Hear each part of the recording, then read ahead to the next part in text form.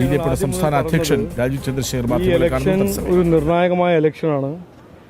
നാട്ടിനെ മാറ്റാനും നാട്ടുകാരുടെ ജീവിതത്തിൽ മാറ്റം കൊണ്ടുവരാനൊരു ഇലക്ഷനാണ്.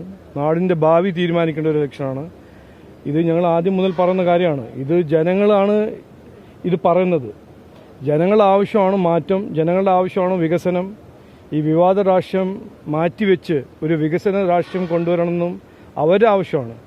അപ്പോൾ ഇങ്ങനെ എന്നോട് ചോദിക്കുമ്പോൾ എൻ്റെ ഒരു പ്രതീക്ഷ അല്ലെങ്കിൽ എൻ്റെ ഒരു വിശ്വാസം, എത്രയോ സീറ്റിൽ BJP NDAക്ക് ജനങ്ങളുടെ പിന്തുണ കിട്ടും എന്ന് ഞങ്ങൾക്കൊരു വിശ്വാസമുണ്ട്, പ്രതീക്ഷയുണ്ട്. ഈ നേമത്തെ സാഹചര്യം എന്താണ്? നേമത്തെ ശക്തനായ ഒരു എതിരാളിയാണ് നിലനിൽക്കുന്നത്. നോക്കൂ, ഞങ്ങൾ എല്ലാവരെയും കാണുന്നത് ശക്തമായ എതിരാളികളായിട്ട് കാണുന്നു. അങ്ങനെ ഞാൻ താക്കോലോ പൂട്ടെടുത്തിട്ട് നടക്കുന്ന ആളല്ല. അതെല്ലാം തീരുമാനിക്കേണ്ട ജനങ്ങളാണ്. ആര് ജയിക്കും, ആര് തോൽക്കും, ആരാണ് ജനങ്ങൾ അവസരം കൊടുത്തപ്പോൾ എന്തെങ്കിലും ചെയ്തില്ല, അതെല്ലാം ചെയ്യാത്ത ആരാണെന്ന് എല്ലാവരും ജനങ്ങൾ അറിയാം.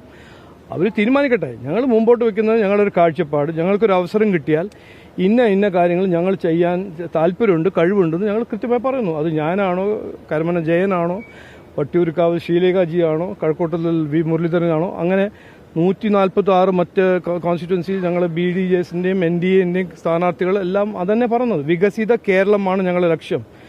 ഈ വിവാദ രാഷ്ട്രീയം മാറ്റി ഒരു വികസന രാഷ്ട്രീയം കൊണ്ടുവരാൻ ഞങ്ങളുടെ ഒരു ലക്ഷ്യം മാത്രമല്ല, ഒരു ആഗ്രഹവും താല്പര്യമാണെന്ന് ഞങ്ങൾ കൃത്യമായി ജനങ്ങളുടെ മുമ്പിൽ വെക്കുന്നു.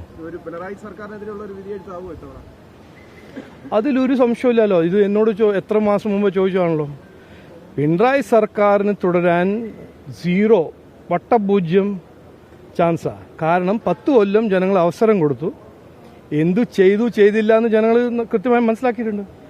അപ്പോൾ അവർക്ക് വരാനോ തുടരാനോ ഒരു സാധ്യത ഞാൻ കാണുന്നില്ല. അതാണ് എൻ്റെ അഭിപ്രായം. അല്ല, ജയനോട് ചോദിക്കുന്നു.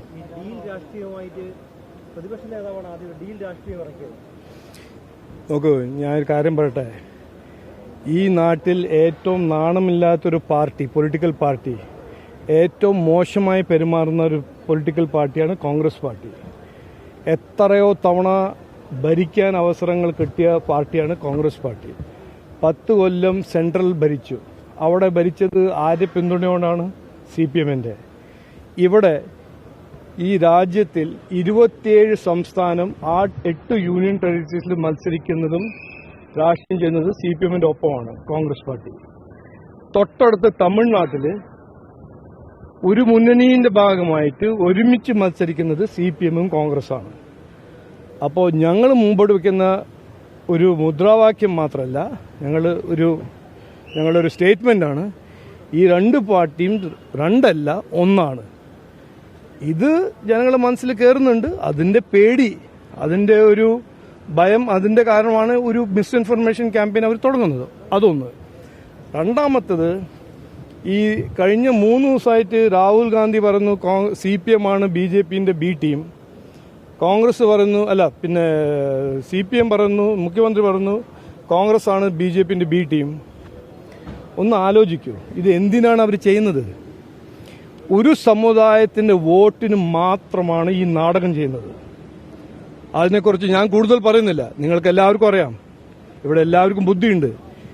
ആ സമുദായത്തിന്റെ വോട്ടിന് വേണ്ടി ഓരോരോ വിഡ്ഢിത്തരം പറഞ്ഞ് ജനങ്ങളുടെ ശ്രദ്ധ തിരിച്ച് ജനങ്ങളെ വിഡ്ഢിയാക്കാൻ ഒരു ശ്രമം 2 പേരും നടത്തുന്നു.